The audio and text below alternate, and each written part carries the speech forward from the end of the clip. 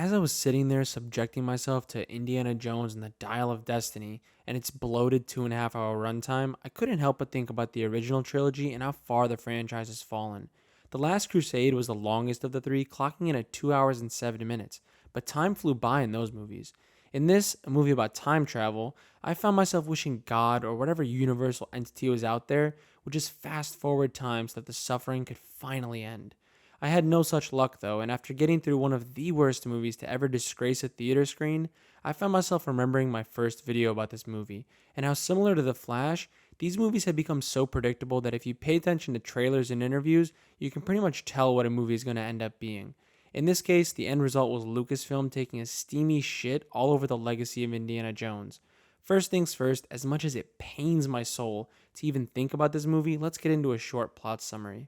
This movie starts with its one and only cool scene, showing a de-aged Indiana Jones and his friend Basil hunting some Nazis, which is where we meet our main villain, Voller.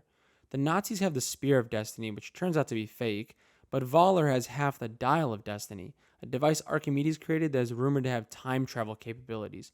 Jones and Basil escape with their half of the Dial of Destiny, and then we fast forward 25 years to a sad and broken Indy. Shocker, Lucasfilm has decided their lead older male character is going to be lonely, sad, and a shell of his former self. Wonder where we've seen that before. Anyway, Jones is retiring from being a professor, and then his goddaughter Helena, aka Basil's daughter, shows up. After retrieving Indy's half of the dial, Helena betrays him to sell it off, and Indy has to outrun Voller's henchmen on his own. Then he visits Sala, who's now a cab driver, and informs Indy where Helena is selling the dial. He finds her, but so does Voller somehow, and then a car chase ensues. After some more bullshit MacGuffin hunting, Voller ends up with the full dial. Apparently, he fails to consider continental drift and gets sent back to the siege of Syracuse. They meet Archimedes, who apparently created the dial in an attempt to get help during the battle. Indy wants to stay there to die because he's gravely injured. Might have mentioned that before, except for the fact that the movie can't seem to decide if he really is hurt.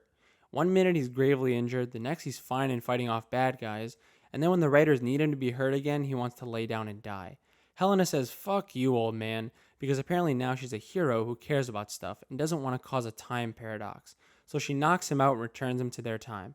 This time, apparently Marion is back with Indy somehow, and the movie ends with a nice little member-berry reunion moment between Indy and Marion.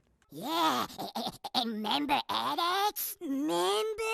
What an absolute joke this movie was. This is apparently what a $300 million budget gets you these days. A bloated, nonsensical shit show with horrible CGI and a pure disdain for its lead legacy character.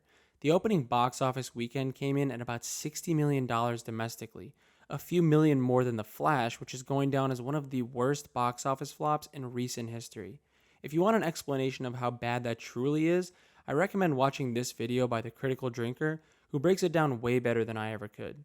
There's just so much wrong with this movie that it's hard to know where to start, but let's get into that plot.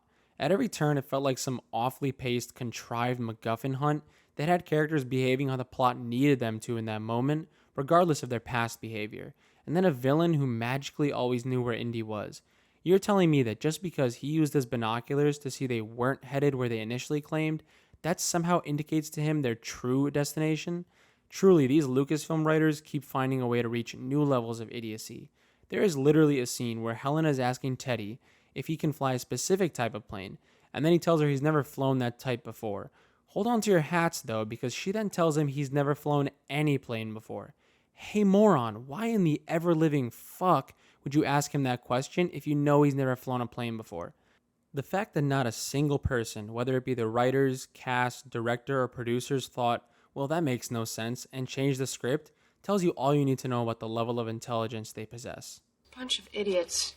This shit show took every chance it got to remind you Indy is old and outdated, while simultaneously propping up Kathleen Kennedy's latest self-insert female protagonist.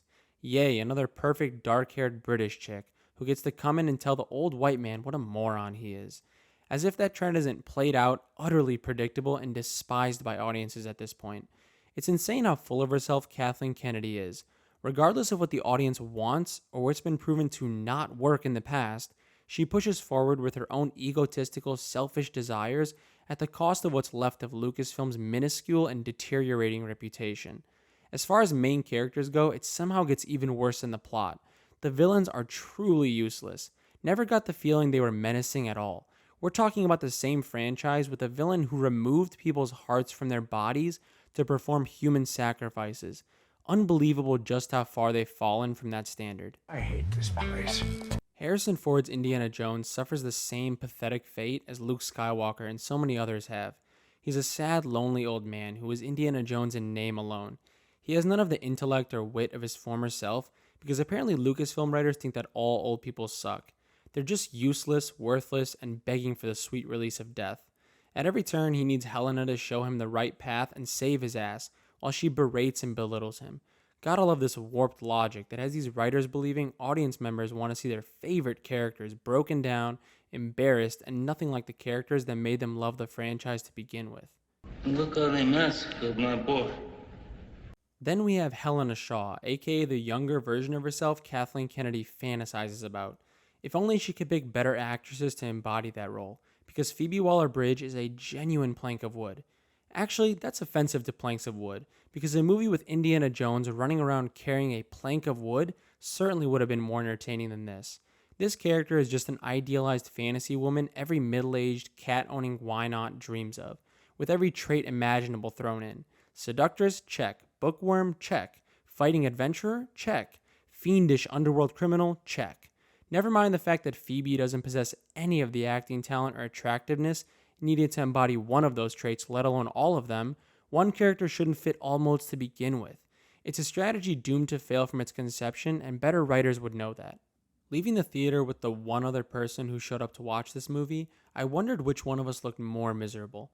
Probably him, considering he actually booed multiple times throughout the movie, which made me laugh more than Phoebe and her theoretical comedy ever did. This movie is just a disgrace to Indiana Jones. It stains his legacy in every way imaginable, to the point that it feels like watching an entirely different character. Indy is just the latest in the line of legacy characters that were made by creative, talented writers and butchered by talentless hacks who only have the ability to write the same movie with the same character tropes over and over again. Hopefully, losing hundreds of millions on this movie is the wake-up call Disney needed to clean house at Lucasfilm. But at this point, it might be too late to save any of their ruined franchises.